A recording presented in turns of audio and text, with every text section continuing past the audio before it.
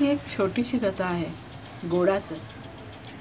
तुझ्याकडे आलं की मन भरेस्तोवर श्रीखंड खाता येतं, नाहीतर घरी तुझी वहिनी मला अगदी हेमट्या हातानं गोडाचं वाढते. विश्वास मोठी वाटीभर श्रीखंड ताटात वाढणाऱ्या आपल्या लाडक्या बहिणीला म्हणाला.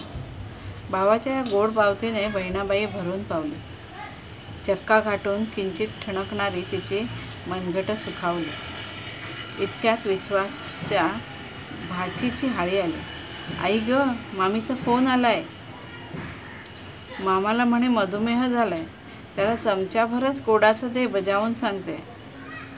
आता विश्वाच्या बहिणाबाईस अगदी गावरं झालं. आपल्या या गोड घाशा दादास असा नको तो आजार जडलाच का? नि एवढ्या हौशीने जायफळ, वेलची, सुकेमेवे घालून त्याच्या आवडीचं बनवलेलं श्रीखंड त्याच्या पानातून माघारी घ्यावं तरी पंचायत, न घ्यावं तरी पंचायत. आपल्या लाडक्या बहिणीची तगमग विश्वासने जाणली. पुरीवर थोडकं श्रीखंड काढून घेऊन बाकीची वाटी त्याने भाचीच्या हवाली करत म्हटलं, हे दे हो तुझ्या मामीसाठी बांधून. मोठी आली मामीची भाची, होच मुळी करत वाटी घेऊन ती नक्की स्वयंपाकघरात पळाली. आपल्या ताईटलीच्या मनाची वेदना विश्वाच्या नजरेतून सुटली नाही.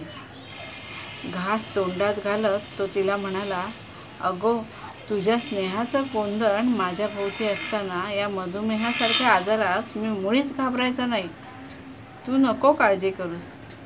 तू केलेली वेलीवरल्या कारल्याची भाजीही मला मनापासून आवडते. भावाच्या या बोलण्याने बहिणाबाईच्या डोळ्यांची तळी भरून आली. नकट्या भाचीने श्रीखंडाचा डबा मामाच्या पिशवीत कोंबला व पिशवीतली बावली बाहेर काढत, अय्या मामा, माझ्यासाठी बावली किती छान दिसते म्हणत मामाला गोड पप्पी दिली. हे गोडाचं चालतं बुवा आपल्याला, याला डॉक्टरांची ना नाही म्हणत विश्वाने भाचीला कुशीत घेतलं. धन्यवाद.